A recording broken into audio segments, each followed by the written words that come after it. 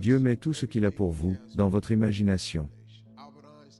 Albert Einstein a dit que l'imagination est tout. C'est un aperçu des choses à venir dans la vie. En fait, ce qui se passe, c'est que Dieu met ta vie réelle dans ton imagination. Ces choses que vous avez imaginées, ne sont pas des tours de passe-passe. Dieu vous montre, un aperçu des choses qu'il a pour vous. C'est pourquoi tout ce que tu as jusque-là imaginé, c'est Dieu, mettant des semences dans ta tête, concernant ce qu'il a pour toi.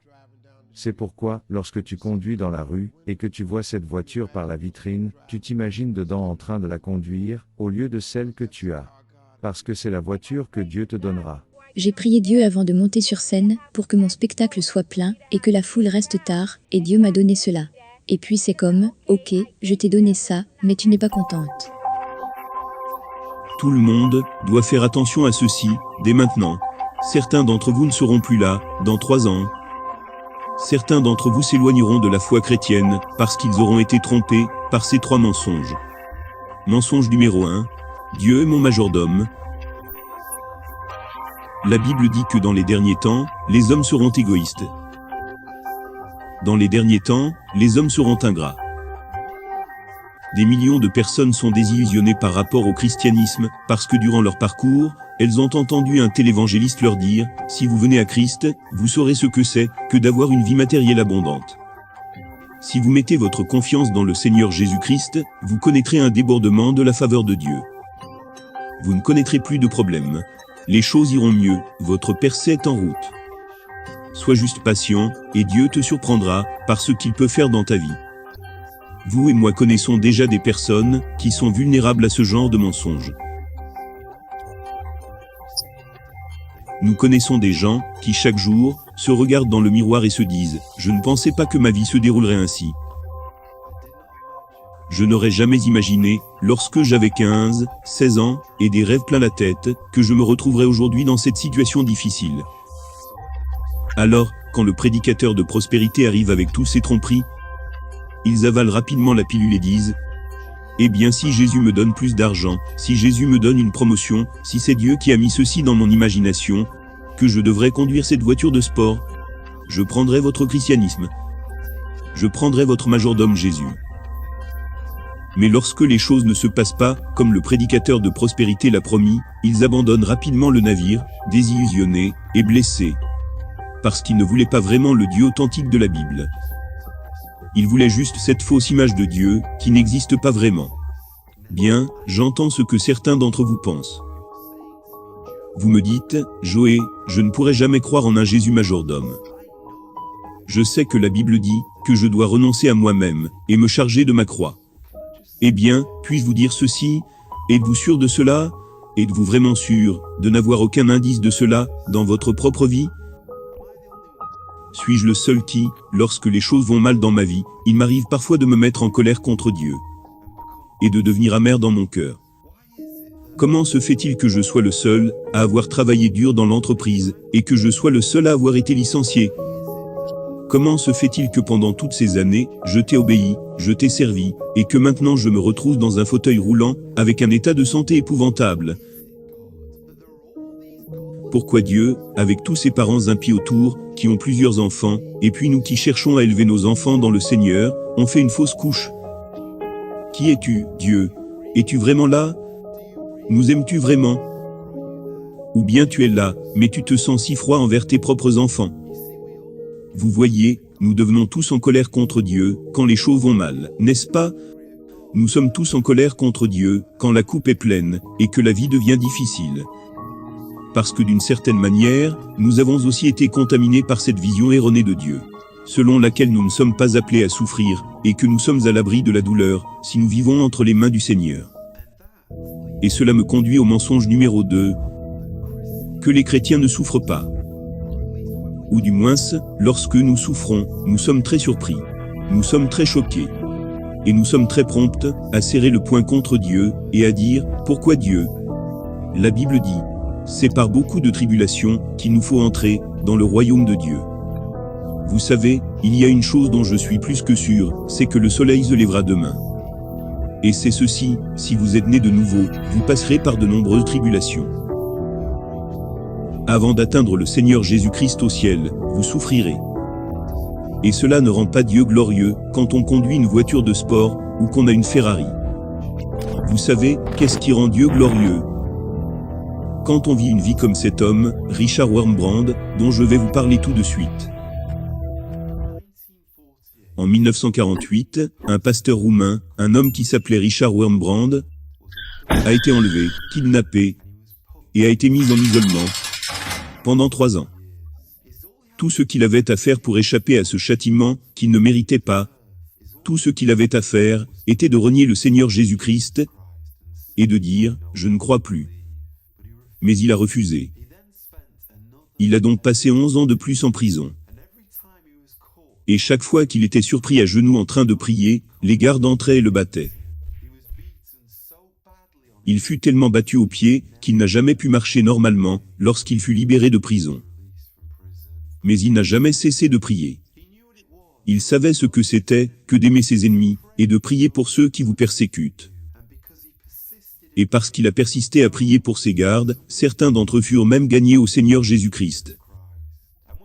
Et quand on regarde la vie de Richard Wurmbrand, quand on lit l'histoire de l'apôtre Paul, qui fut aussi battu, qui a aussi souffert de la faim, qui fut emprisonné, qui a fait naufrage, qui a souffert d'une vie terrible, passant tout son temps sur les routes de l'Europe, alors qu'il aurait pu avoir une vie confortable à Jérusalem. Lorsque nous lisons cette vie, nous ne pouvons pas dire que Jésus vous promet le succès, l'abondance, le confort et la facilité. Non, nous devrions plutôt prêcher le message que lorsque nous souffrons, nous devrions considérer cela comme de la joie, parce que même si ces douleurs font mal, elles ne sont que temporaires. Car nous avons un Christ éternel, des plaisirs et des joies en lui pour toute l'éternité, qui nous attendent. Ok, mensonge numéro 3, l'abondance est synonyme de bonheur.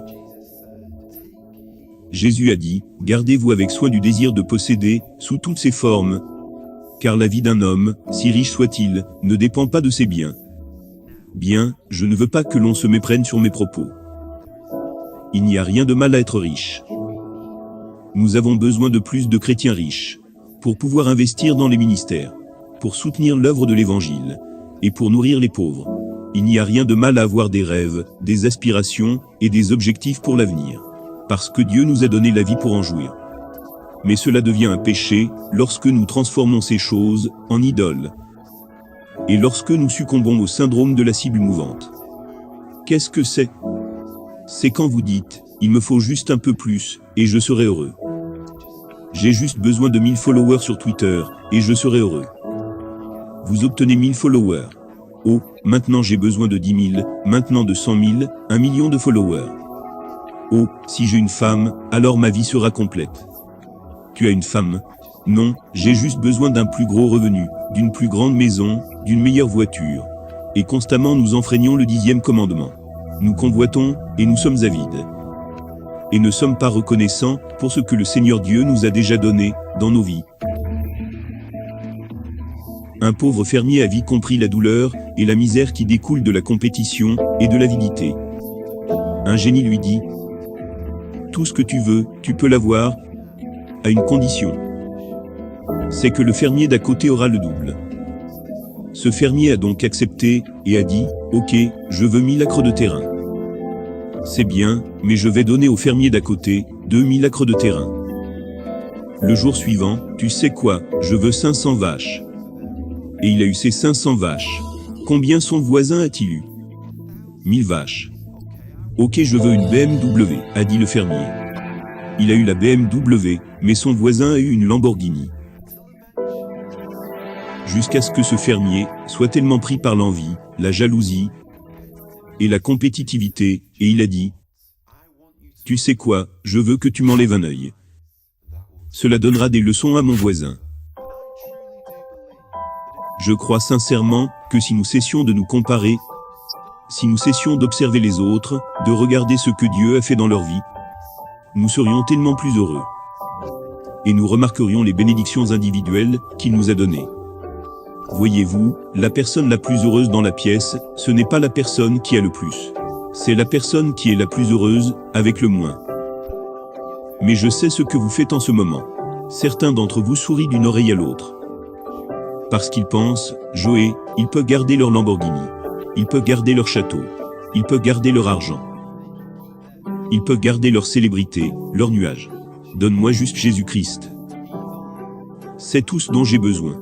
Si j'ai le Christ, je suis la personne la plus bénie du monde. Pouvez-vous dire ça? Je veux dire, pouvez-vous vraiment dire ce que Jérémie a dit? L'Éternel est mon partage, dit mon âme. C'est pourquoi je veux espérer en lui. Êtes-vous constamment envieux de la nourriture, et que vous regardez ce que les autres ont dans leur assiette? Et vous êtes jaloux de ce qu'ils mangent, de ce que le menu de la vie leur a servi?